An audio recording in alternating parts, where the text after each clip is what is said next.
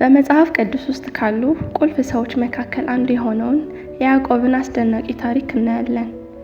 ሕይወቱ በትግል፣ በቤተሰብ ድራማ እና በማይታመን በረከቶች የተሞላ ነበር። ያዕቆብ አታላይ ከመሆን ወደ እምነት ሰውና የአሕዛብ አባት እንዴት እንደሆነ እንመለከታለን። የያዕቆብ ታሪክ በዘፍጥረት መጽሐፍ ምዕራፍ 25 ይጀምራል። የይስሐቅና የርብቃ ልጅ የአብርሃም የልጅ ልጅ ነው። የይስሐቅ ሚስት ርብቃ መካን ነበረች። ይስሐቅም ስለ ሚስቱ ወደ እግዚአብሔር ጸለየ፣ እግዚአብሔርም ተለመነው። ርብቃም ሚስቱ ጸነሰች፣ ልጆቹም በሆዷ ውስጥ ይገፋፉ ነበር። እርሷም እንዲህ ከሆነ ይሄ ለኔ ምኔ ነው አለች። እግዚአብሔርም አላት፣ ሁለቱ ወገኖች በማኅፀንሽ ናቸው፣ ሁለቱም ሕዝብ ከሆድሽ ይከፈላሉ፣ ሕዝብም ከሕዝብ ይበረታል፣ ታላቁም ለታናሹ ይገዛል አላት። ያዕቆብም ከመንታ ወንድሙ ከኤሳው ቀጥሎ ሁለተኛ ሆኖ ተወለደ። እሱም የኤሳውን ተረከዝ ይዞ ወጣ። ብላቴኖቹም አደጉ። ኤሳውም አደን የሚያውቅ የበረሃ ሰው ሆነ።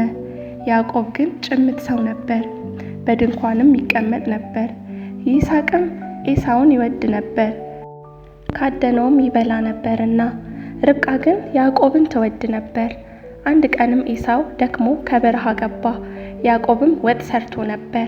ኤሳውም ያዕቆብን ከዚህ ከቀዩ ወጥ አብላኝ፣ እኔ እጅግ ደክሜያለሁና አለው። ያዕቆብም በመጀመሪያ ብኩርናህን ሽጥልኝ አለው። ኤሳውም ደክሞት ስለነበር በያዕቆብ ሐሳብ ተስማምቶ ብኩርናውን ሸጠለት። አባታቸውም ይስሐቅ ሸምግሎ ዓይኖቹም ከማየት በፈዘዙ ጊዜ ታላቁን ልጁን ኤሳውን ጠርቶ ሳልሞት ነፍሴ እንድትባርክህ የጣፈጠ ምግብ እኔ እንደምወደው አዘጋጅተህ እበላ ዘንድ አምጣልኝ አለው። ይሁን እንጂ ያዕቆብ በእናቱ በርብቃ እርዳታ አባቱን በማታለል ለወንድሙ የታሰበለትን በረከት ለመቀበል የኤሳውን ልብስ ለብሶ ኤሳውን በመምሰል በረከቱን ወስዶበታል።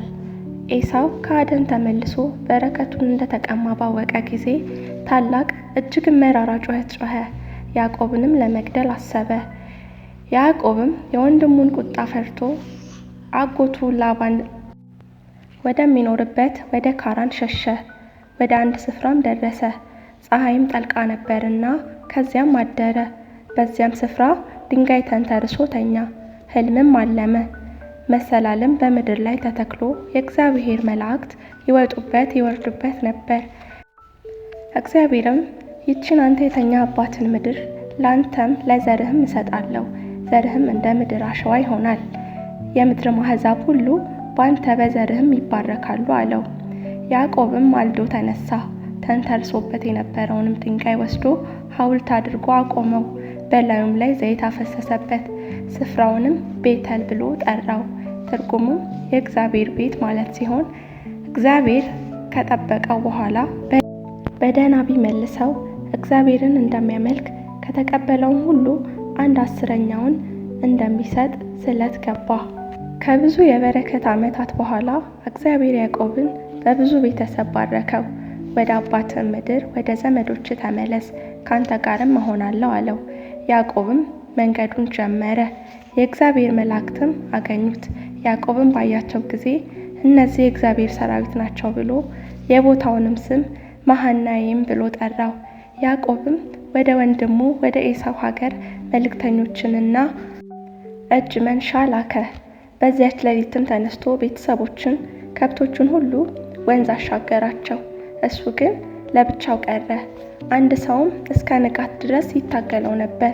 ሊነጋ አቀላልቷልና ልቀቀኝ አለው። እርሱ ካልባረከኝ አልለቅህም አለው። እርሱም ከእንግዲህ ወዲህ ስምህ እስራኤል ይባላል እንጂ ያዕቆብ አይባልም፣ ከእግዚአብሔርም ከሰውም ጋር ታግለህ አሸንፈሃልና አለው። ያዕቆብም እግዚአብሔርን ፊት ለፊት አየው፣ ሰውነቴም ድና ቀረች ሲል የዚያን ቦታ ስም ጴኒኤል ብሎ ጠራው። ያዕቆብም ኤሳውን ሲመጣ አየው፣ ከእርሱም ጋር 400 ሰዎች ነበሩ። ወደ ወንድሙም እስኪደርስ 7 ጊዜ ሰገደ። ኤሳውም ሊገናኘው ሮጠ፣ አንገቱንም አቅፎ ሳመው፣ ተላቀሱም። እግዚአብሔርም ያዕቆብን እንዲህ አለው፣ ተነስተህ ወደ ቤተል ሂድ፣ በዚያም ኑር፣ ከወንድምህ ከዔሳው በሸሸ ጊዜ ለተገለጠልህ ለእግዚአብሔር መሠዊያን አድርግ አለው። ያዕቆብም ተነስቶ ወደ ቤተል ሄደ፣ በዚያም መሠዊያን ሠራ። የዚያንም ቦታ ስም ኤልቤተል ብሎ ጠራው፣ እርሱ ከወንድሙ ፊት በሸሸ ጊዜ እግዚአብሔር በዛ ተገልጦለት ነበርና። ዕድሜውም በገፋ ጊዜ ያዕቆብ ልጆቹን ጠርቶ እንዲህ አለ፣ እኔ ወደ ወገኖቼ እሰበሰባለሁ። በኤፍሮን እርሻ ላይ ባለችው ዋሻ ከአባቶቼ ጋር ቅበሩኝ። ያዕቆብም ትእዛዙን ለልጆቹ ተናግሮ በፈጸመ ጊዜ እግሮቹን በአልጋው ላይ ሰብስቦ ሞተ።